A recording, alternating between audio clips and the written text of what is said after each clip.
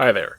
In the months since I posted my Tyranid warrior magnetization video, I've had a bunch of requests for a similar tutorial for monstrous creatures. Today I'm going to demonstrate how I magnetize a Carnifex.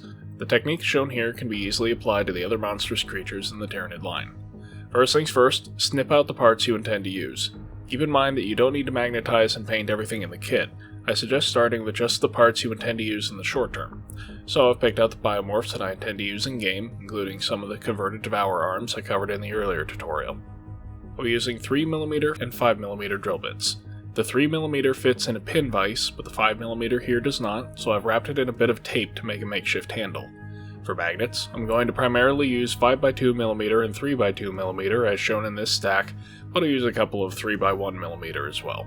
All should be N48 to N52 strength neodymium magnets. To establish polarity, I like to put a smaller magnet on the end I'm not using. To affix them, I just need Superglue and Putty. So first, the torso. Before gluing it together, I'll be drilling sockets for the arm magnets. I'll drill through the front socket with my 5mm drill bit and make sure it's clean. Now I'll insert my stack of magnets, and friction should hold the bottom one in place. I want it to sit flush with the hole I just drilled, so if it's not quite there, I can push it with a non-magnetic object to get it in position. On the inside of the torso, I apply a drop of superglue, then press a ball of putty into it, and press the putty down with the sculpting tool. This is actually way too much putty, it just needs enough to provide some structure.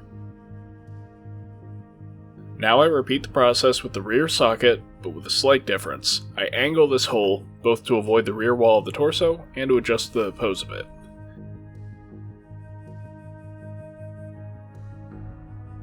And once again, it gets glue and putty. To do the other half of the torso, I swap the small magnet to the opposite side, thus reversing the polarity. For this side, I'll do both arm sockets at once to save time.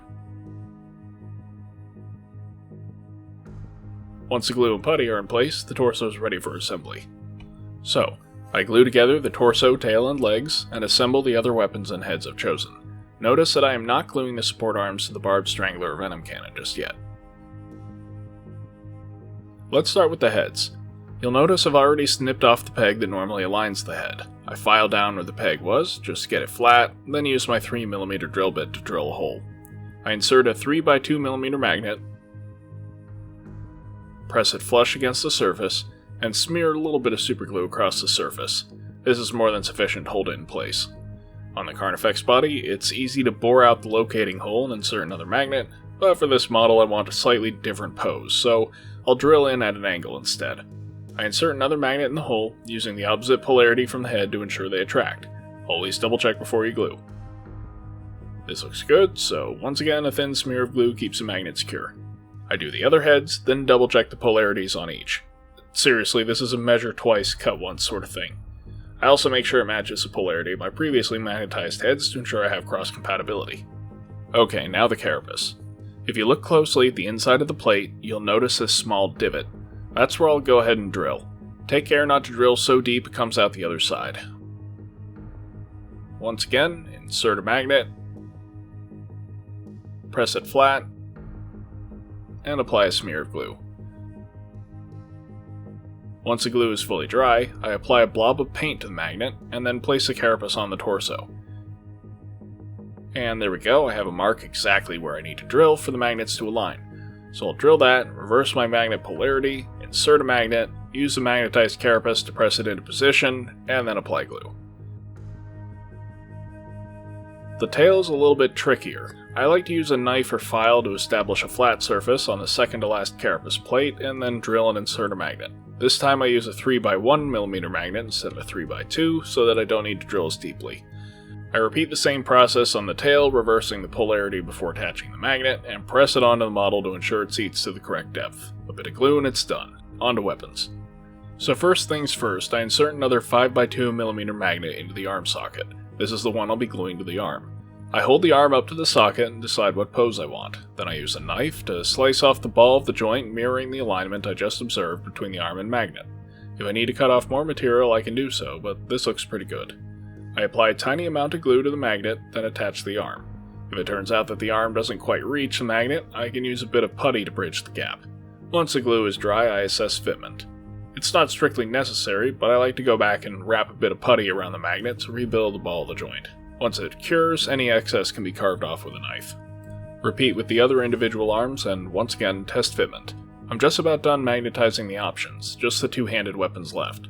So first things first, I put the weapon arms on the model to assess what angles I need to cut. Hold up, I made a pretty big mistake here. Remember what I said about the rear arm sockets using different angles? Yeah, I'm about to magnetize these arms to work great on the front sockets, but I normally would put guns on the rear sockets, so I had to redo it later. The technique is the same, just make sure you perform this fitment on the arm sockets you intend to use the weapon in. So with a general sense of how the arms should align to the body, assuming I actually wanted them to be in the front sockets, I now slice and magnetize the first arm. Using it as a reference, I slice the support arm to get as close as possible. Remember, a bit of putty between the magnet and the limb allows adjustment. Perfect. Now I get out my plastic cement, use an excess of glue to attach the support arm to the gun arm, hold it for a few seconds to set, and leave it to dry. Don't come back until the plastic is fully solidified, give it a couple hours at least. When it's dry, I carefully remove the arms from the Carnifex and slice through the connection. This has now established the perfect flat angle between the two arms. On the gun side, I drill a hole and insert a 3x1mm magnet. On the arm side, I try to drill a hole, inevitably screw up, and end up just slicing a millimeter off and gluing a magnet to the end. A bit of putty around the magnet, smooth out my fingers, finishes it off. And here's the completed weapon on the wrong set of arm sockets. Still kicking myself over that. Anyways, now I go ahead and base the model and it's ready for painting. To paint the magnetized limbs, I'll attach each to a paperclip and a piece of cork. I'll link my prep guide for that in the comments if you want to see how that works. As a side note, some of the limbs might swivel or sag right now, but once they're painted, the increased friction will keep them in place.